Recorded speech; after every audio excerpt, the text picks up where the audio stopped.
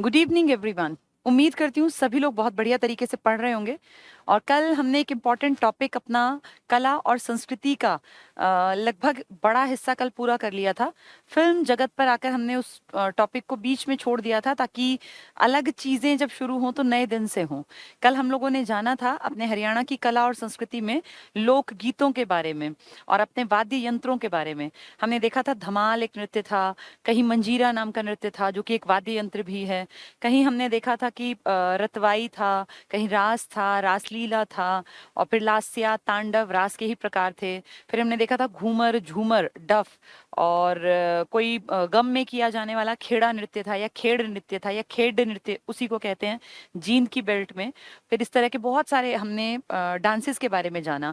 हमने एक तारा, दो तारा, डफ और मंजीरा जो बजाने के लिए हैं, नगाड़े हैं, ढोल है, इन सब के बारे में, बांसुरी है, शहनाई है, ये सब चीजें कल पढ़ी थी। और अगर तुमने ढंग से एक बार पढ़ी होंगी ना ये, तो अब तुम्हें ये सब आसान दिखेगा। अब ये टफ लगने वाली चीजें मूर्तिकला, चित्रकला, जिसमें लोकगीत आ गए, लोक संगीत आ गया, और अपना जो ये वाद्य यंत्र हैं, ये काफी टफ टॉपिक्स में से हमने सारे पढ़ लिए। अब उसी सीरीज को आगे चलाते हैं और आज हम जानेंगे हरियाणा ने इन सब के अलावा क्या बॉलीवुड में म्यूजिक में कोई योगदान दिया है। क्या हरियाणा से इस तरह के कोई कलाकार निकले हैं जिन्होंने की रंगमंच पे कोई अच्छे रोल प्ले किए हों। अगर निकले हैं तो हरियाणा के किस जिले को बिलोंग करते हैं। क्या हास्य में किसी ने नाम खड़ा किया, या योग में किसी ने नाम खड़ा किया, या बॉलीवुड में किसी ने बहुत बढ़िया काम किया, किसी ने गायन में नाम कमाया। तो अलग अलग हस्तियों ने, किसी ने बहुत अच्छा टीवी में जो है ये न्यूज़पेपर न्यूज़ रीडर बन गया, कोई कोई जो है हास्य कलाकार बन गया। तो इस तरह के लोगों के बारे में आज हम बातचीत करेंगे, ठीक है। तो कल देखो हम लोगों ने यहाँ आके टॉपिक को छोड़ दिया था हरियाणा का फिल्म जगत। इससे पहले का लास्ट पॉइंट ये पढ़ा था, बाजे भगत के बारे में हमने पढ़ा था, लक्ष्मी चंद जी के बारे में, जिनको कि कुछ भी कहना तो सूरज को दीपक दिखाने के समान है, कि दीपक दिखेगा थोड़ी सूरज की रोशनी के सामने। तो कोई भी शब्द आप यूज करेंगे इनकी बड़ाई के लिए वो छोटे पड़ेंगे। लक्ष्मी चंद जी, जिनका जन्म आपके हरियाणा के सोनीपत में हुआ था, और एक छोटी सी उम्र में ही, वैसे तो ये स्वर्गवास हो गया था इनका, लेकिन 45 साल के छोटे से जीवन काल में इन्होंने इतना कुछ अचीव कर लिया कि आज तक इनके ऊपर अब दोबारा मूवी बनाने की बात चल रही है, और कह रहे हैं उस पर काफी हद तक काम पूरा भी कर लिया गया। पता नहीं कितनी बड़ी बड़ी उपाधियां इनके नाम पर हैं। इनको आप सूर्य कवि कहते हैं। इनको आप जानते हैं कि ये हरियाणा के तानसेन हैं। ये सूफी जो काव्य है उसकी मीरा कहलाते हैं ये। तो बहुत बड़ी बड़ी हस्तियों के साथ इनको अपने बराबरी के दर्जे पर रखा है। हरदेव आपको याद होगा, हरदेव हरदेवा भी यही हैं, और बाजे भगत, ये दोनों किसके शिष्य रहे हैं। दोनों बड़े आदमी हैं, और सांग से की परंपरा से इनका बड़ा पुराने टाइम का रिश्ता रहा है। दोनों ने काम किया है दीपचंद बाहमन के अंडर रहकर, तो उनके शिष्य हैं। छज्जू राम कल हमने पढ़ा था, उनके गुरु का नाम था। मानसिंह किसके गुरु थे? अपने पंडित लक्ष्मीचंद जी के, ठीक है। तो कल हमने लास्ट देखो ये सब चीजें, अहमद बख्श थानेसरी पढ़ा था ना, वो हरियाणवी में इसके ऊपर काम किया था, अपनी रामायण के ऊपर। दीपचंद बाहमन हमने पढ़ा था। तो ये सारे बड़े बड़े नाम थे। अली बख्श खां कल हमने पढ़ा था। फिर मांगे राम, बाजे भगत, हरदेवा, देखो ये सब चीजें कल रीड कराई थी। शीला सेठानी करके स्वांग के ऊपर 1730 में, और किशन लाल भट्ट जो मेरठ निवासी हैं वो पहले स्वांगी माने जाते हैं, लेकिन आधिकारिक हरियाणा का स्वांगी कहेंगे तो आप कहेंगे कि अपने ये दीपचंद बाहमन जी हैं, जिनको आप हरियाणा का शेक्सपियर और हरियाणा का कालिदास भी कहते हैं। लेकिन अगर तानसेन आ गया तो फिर आएगा दादा लक्ष्मीचंद का नाम, ठीक है। ये सब कल हमने पढ़ लिया था। तो अगर रीडिंग की होगी तो ये बहुत आसान है, वरना टफ है। बाद में नहीं समझ में आएगा, पहले साथ साथ तैयार कर लेना। जिस दिन जो पढ़ाऊं उसको दिन के दिन याद करो। फिर उसके बाद 4-6 मान लो हफ्तों बाद जब तुम उसको देखोगे ना, फिर तुम्हें लगेगा कि हाँ ये हम कर सकते हैं। तो आज हम पढ़ना शुरू करेंगे हरियाणा का फिल्म जगत। फिल्म जगत के बारे में पहले थोड़ी सी बातचीत कर लेते हैं, ताकि आपको चीजें समझना बहुत आसान रहे। इसमें वो व्हाइट वाला बोर्ड खुल जाएगा, ठीक है, ठीक है। चलिए, कुछ छोटी मोटी सी बातें मैं आपको बता दूं, उसके बाद आपको चीजें समझनी आसान दिखेंगी। देखो, आपके यहाँ पर एक मूवी बनी थी, हरफूल सिंह जाट जुलानी। जुलानी एक गांव है, तो इनका पूरा नाम है हरफूल सिंह जाट जुलानी। एक कैरेक्टर है, सच में एक इंसान थे अंग्रेजों के टाइम में। हरफूल सिंह जाट जुलानी बहुत सारे लोग जो हैं इनके बारे में बहुत कुछ नहीं जानते हैं, जबकि होना ये चाहिए कि इनके कैरेक्टर के बारे में पूरा हरियाणा जाने, क्योंकि ये वो आदमी है जिसने आपकी गायों के लिए अपना जीवन भी के दांव पे लगा दिया कि बेशक कोई मेरा मर्डर करता हो करे, लेकिन गायों की रक्षा करना मेरे जीवन का एक टारगेट है। कहते हैं 17 बूचड़ खाने बंद करवाए थे इन्होंने। बूचड़ खाना आप जानते हैं ना, जहाँ गाय काटी जाती हैं। तो 17 बूचड़ खाने बंद करवाना कोई हंसी मजाक नहीं है। बूचड़ खाना बंद करवाने के लिए आप लगा लो कितनी मार काट और दंगे टाइप का माहौल क्रिएट होता होगा, तब बूचड़ खाने बंद किए जाते होंगे। बूचड़ खाने बंद करवाना सरकारों के भी लिए भी आसान काम नहीं होता उस टाइम पर। आप सोचो, आज से मैं बात कर रही हूँ कितने सालों पुरानी, ये 1892 का बर्थ है इनका, यानी 1900 के हेर फेर की घटनाएं हैं जिनके बारे में हम बातचीत करेंगे। अंग्रेजों के टाइम में बूचड़ खानों को बंद करवाना, अंग्रेज क्यों इसके लिए काम करेंगे, आज तक आपकी सरकारों के टाइम में बूचड़ खाने चल रहे हैं, अंग्रेजों को क्या मतलब था। और उस टाइम पे फिर मुस्लिम कम्युनिटी के विरोध में उतर के आना, तो ये बहुत ज्यादा है। किसी के मन में अगर इच्छा ही हो ना कि मरने को तैयार हूं, तो वो स्टेप लेगा, वरना नहीं लेगा। तो हरफूल सिंह जाट जुलानी ने अपने लाइफ में 17 बूचड़ खाने बंद करवाए, और ऐसा खौफ, ऐसा आतंक इन्होंने बैठा दिया, जहां बूचड़ खाने चलते थे ना, तो वो डरते थे सोते हुए भी कि अगर हरफूल सिंह जाट जुलानी आ गया तो फिर वो सबको मौत के घाट उतार देगा। और न जाने कितनी गायों को इन्होंने आजाद करवाया। नैन, जो अपने यहाँ सरनेम है ना जाट कम्युनिटी में, कहते हैं नैन खाप ने इनको सवा शेर, वैसे तो सवा शेर होता है जब नापते हैं क्वांटिटी में, लेकिन इनको उपनाम दिया था कि ये सवा शेर है। शेर नहीं कह रही मैं, शेर लॉयन के लिए यूज करते हैं। तो सवा शेर कहा था हरफूल सिंह जाट जुलानी को नैन खाप ने, कि इनका एक रुतबा था, एक इनका नाम था, इनकी इज्जत थी।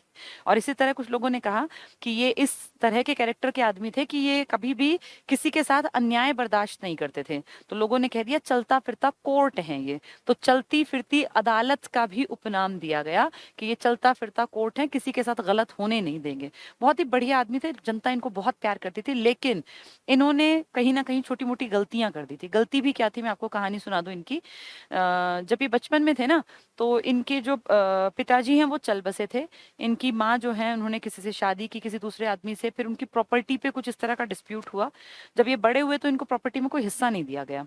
तो कुछ झूठा उठा केस करवा के, और टोहाना के आसपास उस टाइम कोई अंग्रेजों के टाइम में पुलिस थाने थे, वहां इनको खूब पीटा और इनके ऊपर केस वेस बना दिया। फाइनली जाके खैर ये रिहा हो गए, लेकिन रिहा होके फिर ये सेना में भर्ती हो गए। अंग्रेजों की सेना में तब सिपाहियों की भर्ती खुले में किया करते थे। तो सेना में भर्ती हो गए, 10 साल इन्होंने काम किया। फर्स्ट वर्ल्ड वॉर में भी इन्होंने हिस्सा लिया था। फिर जब इन्होंने 10 साल काम किया, इन्होंने कहा मैं बस नौकरी का त्याग करूंगा। तो इनके अच्छे बिहेवियर, अच्छे योगदान को देखकर जो इनका अफसर था, उसने कहा यार तुमने बहुत अच्छा काम किया हम लोगों के लिए, तो एक लास्ट कोई भी इच्छा जो तुम्हारी है वो मांग लो, हम दे देंगे। तो उन्होंने कहा जी मुझे कुछ नहीं चाहिए, अगर आप चाहते ही हो तो मुझे एक राइफल दे दो और कुछ गोलियां। तो ठीक है भैया, अब ये सैनिक रहा है, तो उन्होंने इनको राइफल और गोलियां दे दी।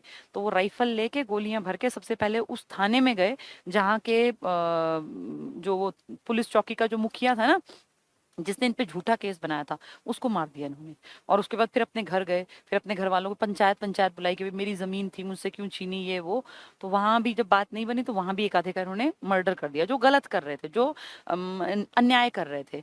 और इस तरह फिर पुलिस ने इनको भगोड़ा घोषित कर दिया, ये भाग गए।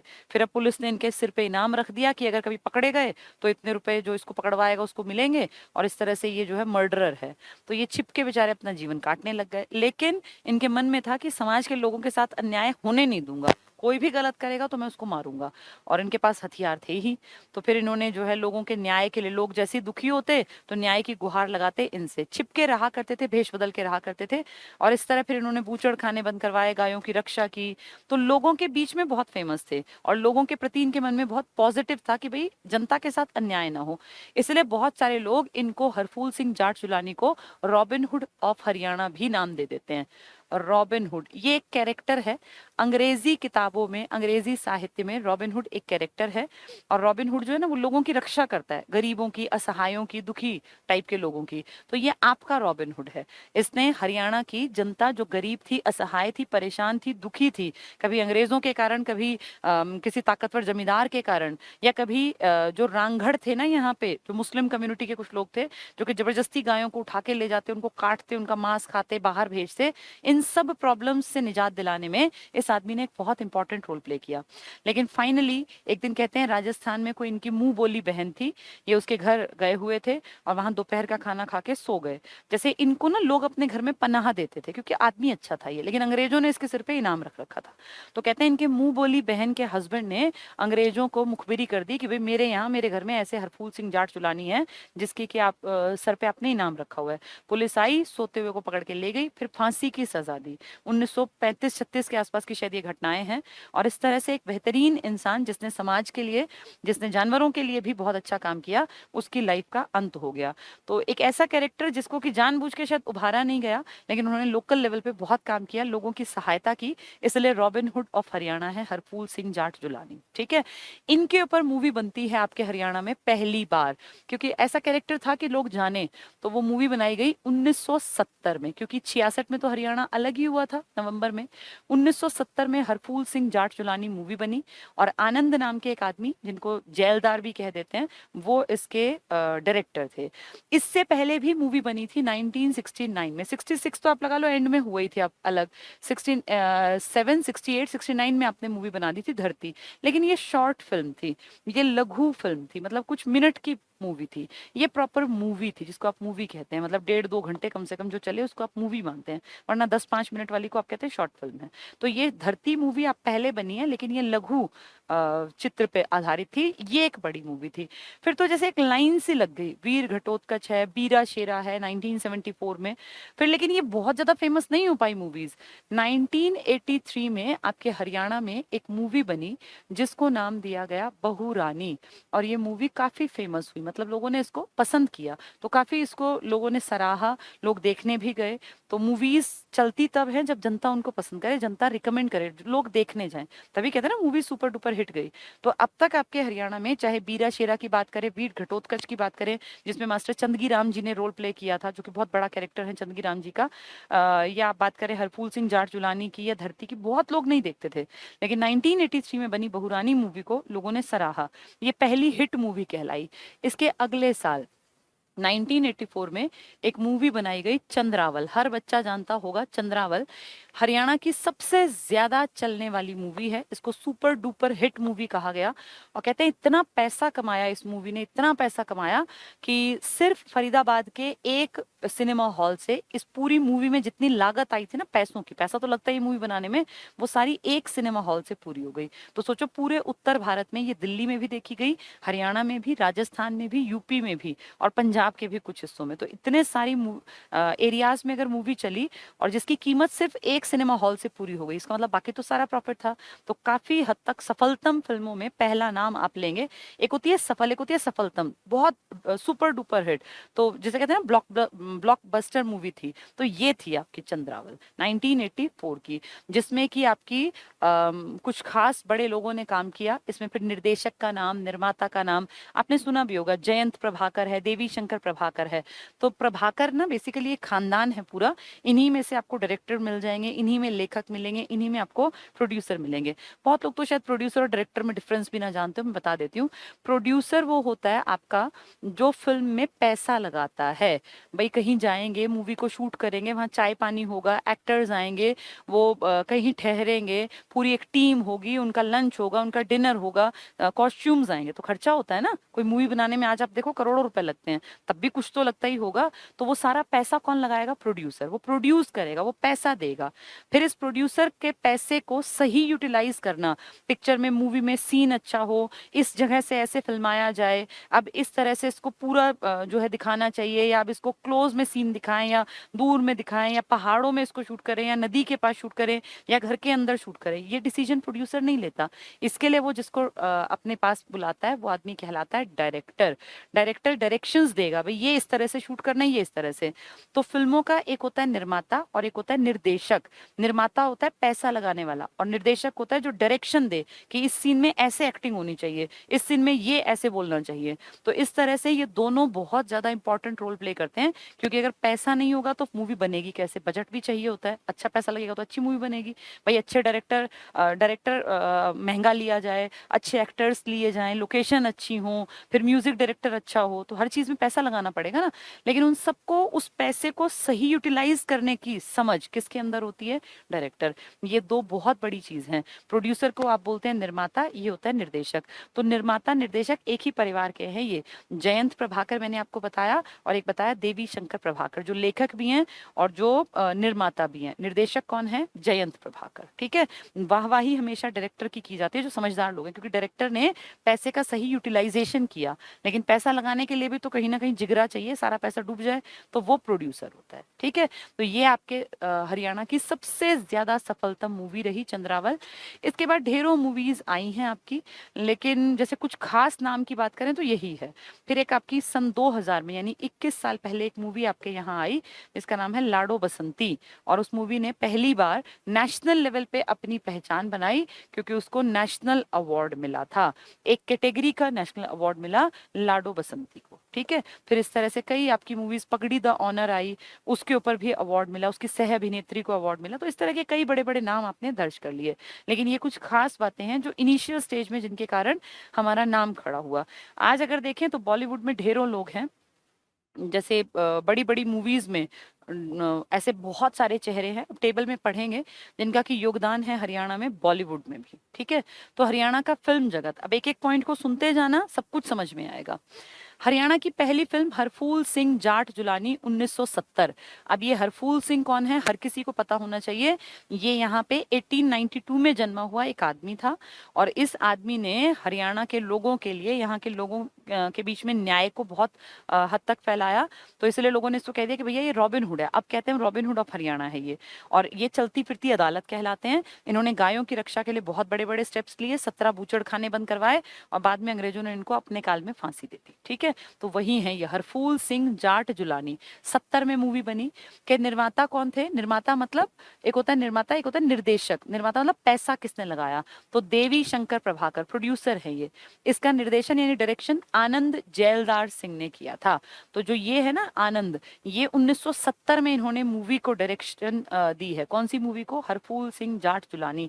आनंद ही जैलदार है, तो आनंद जैलदार सिंह, इन्होंने इस मूवी को डायरेक्शन दिया। पैसा किसने लगाया? देवी शंकर प्रभाकर। ये वही देवी शंकर प्रभाकर हैं जो अब आगे बहुरानी के लिए भी पैसा लगाएंगे। ठीक है, पहली लघु कथा, लघु मतलब छोटी, शॉर्ट फिल्म, तो जो 17-18 मिनट की मूवी, पहली लघु कथा फिल्म थी धरती, 1969 में प्रदर्शित की गई। लेकिन ये प्रॉपर मूवी नहीं थी, प्रॉपर मूवी थी हरफूल सिंह जाट जुलानी 1970 की, आनंद या जैलदार ने जिसके ऊपर मेन काम किया था। 74 में एक मूवी आई बीरा शेरा, बीर शोरा लिखा है ना, ये बीरा शेरा है। बीरा शेरा 74 में, वीर घटोत्कच, दो मूवी इकट्ठी आई थी ये। तो 74 में बीरा शेरा का निर्देशन अनूप सिंह नाम के आदमी ने किया। वो आनंद था, जैलदार सिंह, अब अनूप है इन्होंने। फिर 74 में वीर घटोत्कच में अभिनेता की भूमिका विश्व प्रसिद्ध पहलवान थे हमारे मास्टर चंदगी राम। ये बहुत बड़ा नाम है, मास्टर चंदगी राम, बहुत बड़े पहलवान, नामी गिरामी पहलवान। इन्होंने उसमें किसके रूप में काम किया है? वीर घटोत्कच के रूप में। जैसे हमारे दारा सिंह थे ना, हनुमान बनते थे, तो ऐसे ही हमारे यहाँ पर वीर घटोत्कच मूवी बनी थी 74 में, जिसमें किसने काम किया था? मास्टर चंदगी राम ने, जो कि पहलवान थे। तो घटोत्कच के कैरेक्टर में पहलवान ही फिट बैठता, इसलिए इन्होंने काम किया। हरियाणा की पहली सफल फिल्म, सफलतम नहीं कहा, सफल, जो कि हिट गई, वो थी बहुरानी, 1983 में प्रदर्शित की गई। इसमें राकेश बेदी हीरो के रूप में थे, और सुमित्रा हुड्डा इन्होंने अभिनय किया, और लेखक किसके थे? देवी शंकर प्रभाकर। ये वही देवी शंकर प्रभाकर है जो भी आनंद के साथ भी थे। जो पहली मूवी, कौन सी मूवी? हरफूल सिंह जाट जुलानी। देखो देवी शंकर का नाम यहाँ भी आया था, ये बार बार आएगा इसका नाम, देखो देवी शंकर प्रभाकर। ठीक है, तो इसका मतलब लगातार ये काम कर रहे हैं। चलिए, बहुरानी हुआ, देवी शंकर प्रभाकर, तो इसमें कौन थे? राकेश बेदी और सुमित्रा हुड्डा। हरियाणा की सर्वाधिक सफल फिल्म, सबसे ज्यादा जो सुपर डुपर हिट रही, वो 84 में आई, चंद्रावल। 83 की बहुरानी भी हिट थी, लेकिन ये सबसे ज्यादा हिट थी। चंद्रावल 1984 में बनी। इसमें जगत जाखड़, वेरी इंपॉर्टेंट कैरेक्टर, ये हीरो के रोल में थे, जगत जाखड़ और ऋचा शर्मा, ये सॉरी उषा शर्मा, ऋचा शर्मा भी है कैरेक्टर, वो गायिका है। उषा शर्मा और जगत जाखड़ दोनों बड़े नाम है। अभी हम क्या पढ़ रहे थे देखना, बेदी थी और हुड्डा थे थे ना, ये राकेश बेदी और सुमित्रा हुड्डा, दो कैरेक्टर थे, ये बहुरानी के थे, ये ज्यादा फेमस हैं। जगत जाखड़ और उषा शर्मा दोनों इंपॉर्टेंट कैरेक्टर हैं। कौन सी मूवी के? अपनी चंद्रावल मूवी 84 में आई थी, सबसे ज्यादा सफलतम फिल्म आज तक की मूवीज में। तो उषा शर्मा ने अभिनय किया, हीरो हीरोइन के नाम इंपॉर्टेंट होते हैं। इस फिल्म का निर्देशन यानी डायरेक्शन किसने किया? जयंत प्रभाकर ने। और निर्माता कौन थे इसके? देवी शंकर प्रभाकर। पैसा लगाया देवी शंकर ने, डायरेक्शन दी जयंत प्रभाकर। एक ही परिवार के हैं ये, प्रभाकर देखो ना, जयंत प्रभाकर, देवी शंकर प्रभाकर, दोनों ने, एक ने डायरेक्शन दी, एक ने इसमें पैसा लगाया, ठीक है। और हीरोइन कौन थी इसमें? उषा शर्मा। और हीरो कौन थे? जगत जाखड़। कौन से सन में आई? 84 में। नाम क्या है इसका? चंद्रावल, ठीक है। तो ये सारी बातें याद रखनी है आपको। सर्वाधिक हरियाणवी फिल्मों का निर्देशन जयंत प्रभाकर ने किया। तो आपके यहाँ जो फेमस डायरेक्टर है हरियाणवी फिल्मों के, वो जयंत प्रभाकर हैं। तो चाहे वो 84 की चंद्रावल की बात करें या मैक्सिमम मूवीज की बात करें। सर्वाधिक हरियाणवी फिल्मों का निर्माता कौन है? देवी शंकर प्रभाकर। तो निर्माता मतलब प्रोड्यूसर, पैसा लगाने वाला। भैया पैसा लगाया, कमाई हो गई, दूसरे पे लगा दिया, फिर कमाई हो गई, फिर तीसरी बना दी, फिर कमाई हो गई। तो बहुरानी पे भी पैसा लगाया, हरफूल सिंह जाट जुलानी पे भी पैसा लगाया, चंद्रावल पे, तो सबसे कमाई हो रही है ना। इसलिए सबसे ज्यादा मूवीज बनाने में, प्रोड्यूसर में किसने काम किया है? देवी शंकर ने। और सबसे ज्यादा डायरेक्शन किसने दी है? जयंत प्रभाकर ने। ये दोनों चंद्रावल में भी आए थे, डायरेक्टर और प्रोड्यूसर, ठीक है। सुपरहिट फिल्मों का अभिनेता, हीरो कौन आपके यहाँ हरियाणा में? तो जगत जाखड़, यानी जो चंद्रावल का हीरो है वही आपके यहाँ सबसे ज्यादा सुपरहिट फिल्मों का अभिनेता भी है, जगत जाखड़। सर्वाधिक सफल बैनर जिसने मूवीज बनाई ज्यादा, ये प्रभाकर फिल्म बैनर है। जैसे हम जानते हैं ना बॉलीवुड में यशराज फिल्म्स हैं, तो यशराज के बैनर में जो बनती हैं फिल्म वो सुपर डुपर हिट जाती हैं। क्यों? क्योंकि उनकी लोकेशंस बहुत अच्छी होती हैं, वो हीरो हीरोइन महंगे लेते हैं, वो हमेशा बाहर मूवीज को शूट करते हैं। ऐसे ही हमारे यहाँ पर सबसे बेस्ट जो बैनर है वो कौन सा है? सफल बैनर प्रभाकर फिल्म। प्रभाकर आपने देख तो लिया, देवी शंकर प्रभाकर है या जयंत प्रभाकर है, तो इन्हीं के खानदान का है प्रभाकर। जैसे यशराज फिल्म यश परिवार की है, यश चोपड़ा की, ऐसे ही है बैनर। कौन सा बैनर? प्रभाकर बैनर, ठीक है।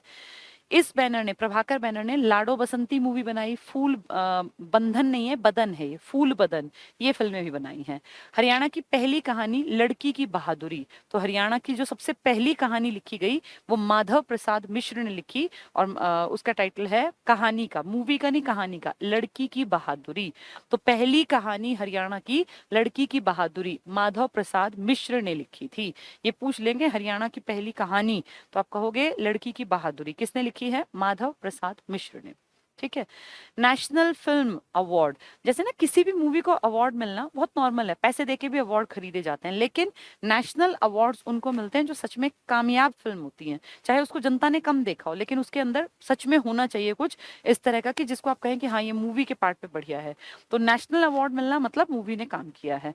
आपके यहाँ पर नेशनल फिल्म अवार्ड मिला पहली हरियाणवी फिल्म लाडो को, सन 2000 में, यानी 21 साल पहले। ये लड़कियों पर बेस्ड मूवी थी, इसको पहला नेशनल अवार्ड मिला फिल्म लाडो को।